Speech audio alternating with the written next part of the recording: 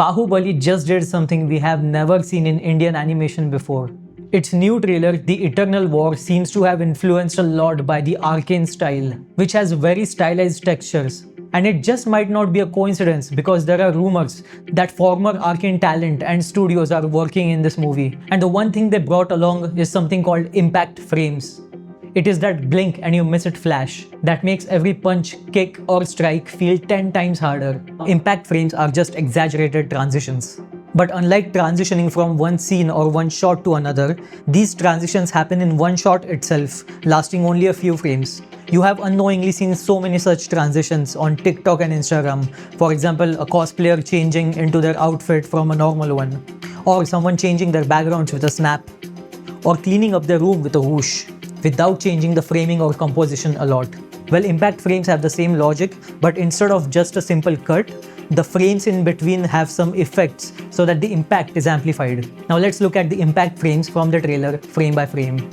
The beginning is the flashback that leads to the death of Bahubali, and at this point you can start seeing the impact frames. Now here comes the first impact frame. It shows the powerful aura of this character. The whole screen turns into a dual tone of blacks and reds. And when he dashes forward, his whole body turns red for the impact. Then for the first clash impact, we get a black and white frame with prism blur. And the next frame is followed by the same effect but with inverted shadows and highlights. And then, I love this. This is like the demon core of the character fighting Indra.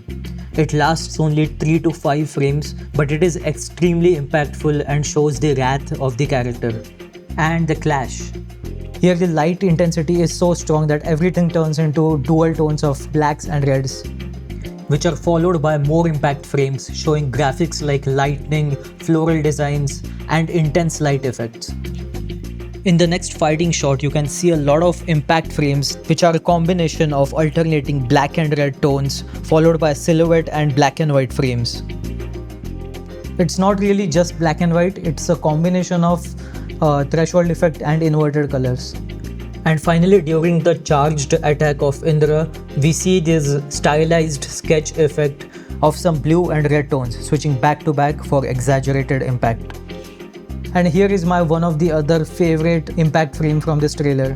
This shows that not all impact frames need to be action based.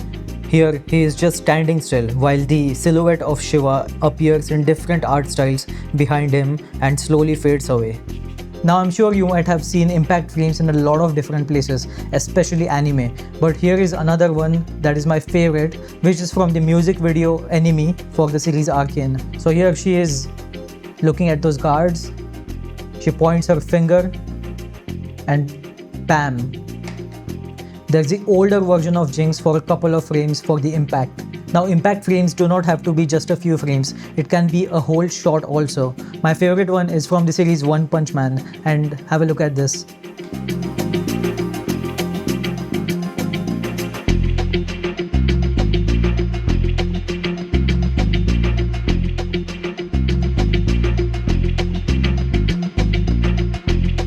The whole big fist coming towards Genos can be considered as an impact shot. It is one of the most classic shots in the history of anime and it is extremely powerful. And I cannot stress enough about another anime, that is One Piece. Luffy vs Kaido fight. If you haven't watched, please watch the whole fight. You will find a ton of impact frames. Now here's how you can add impact frames to your shots too. So for the first example, I'm using a stock video of a football getting kicked. I'm going to select a few frames before the impact and the frame at the impact.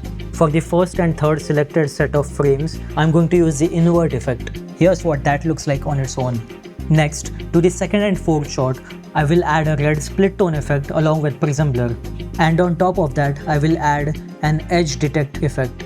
And finally, I'll fine tune the frames a bit to get the desirable effect. Lastly, I added some camera shake and some prism blur effect fading from the start to the end.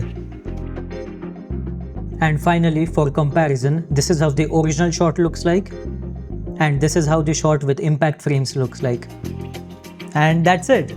If you make any impact frame edits using these techniques or any creative ones of your own, do tag me on Instagram and I will repost you. I'm a small channel right now, but any kind of engagement means a lot to me. Thank you for watching, and I'll see you in the next one.